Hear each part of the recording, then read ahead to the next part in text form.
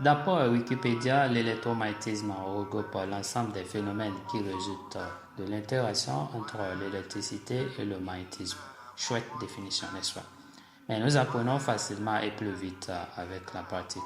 Alors, si nous prenons un fil conducteur et nous l'enroulons autour d'un fer, comme ceci, vous l'aurez probablement observé. Le fer autour duquel est enroulé le fil électrique se comporte comme un aimant et attire les petits objets métalliques autour. Ce système est appelé l'électroaimant.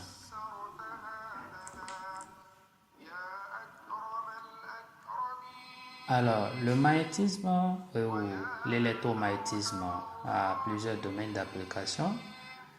Les relais, les moteurs électriques et les bobines, etc. Dans cette vidéo, nous allons essayer d'utiliser les relais. Alors, qu'est-ce que c'est qu'un relais? Un relais n'est rien d'autre que la combinaison d'un électroaimant et d'un interrupteur va-et-vient. Alors, une petite nuance entre un interrupteur simple et un interrupteur va-et-vient. Un interrupteur simple a juste deux états, comme on peut le constater avec les images du haut, tandis qu'un interrupteur va-et-vient a trois états, les deux images du bas. L'interrupteur va-et-vient est encore appelé inverseur. Pour alimenter un relais, il suffit juste d'alimenter les deux bornes de l'électroaimant pour faire exciter le relais.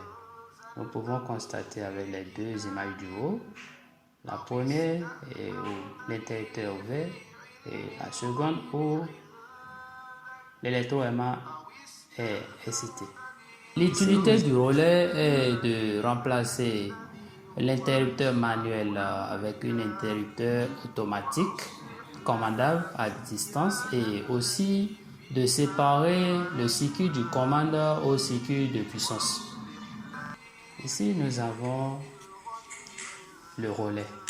À l'étape, là, ici, c'est le composant électronique relais. Il a 5 pattes. Les deux pattes de l'électroaimant et les 3 pattes de l'inverseur. Alors, pour l'exciter ici, nous avons besoin d'une source de 12 volts. Si vous voyez ici, nous alimentons les deux pattes de l'électroaimant. On constate ici que le relais s'excite.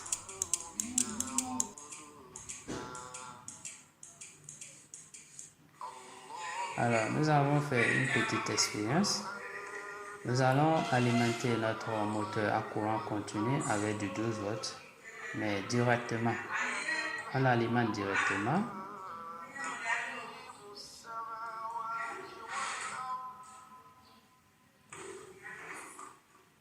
Alors, on constate ici, une fois qu'on touche les deux masses, le moteur tourne automatiquement.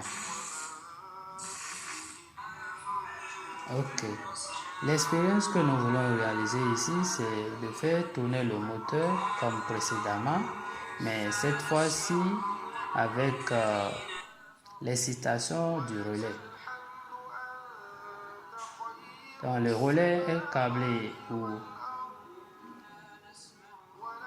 le moteur est câblé du côté de l'inverseur.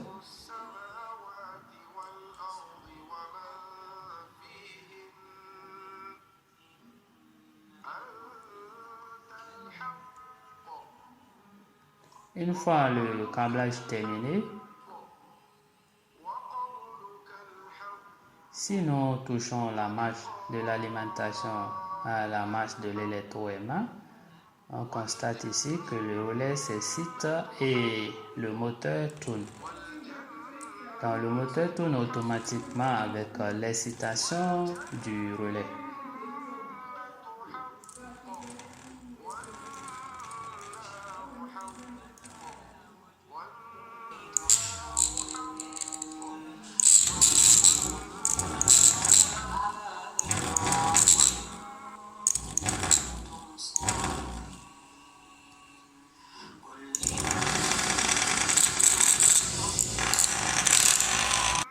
Voilà. Ici, nous avons un module relais. Un module relais est constitué d'un relais et d'un petit circuit électronique à transistor ou à autocoupleur. Donc, celui-ci comporte un transistor, tandis que celui-ci, le module à deux relais comporte de l'autocoupleur. Nous avons également un module relais à 16 relais.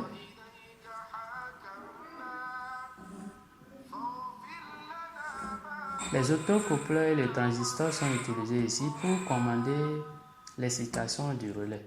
Nous avons également les relais à module Wi-Fi.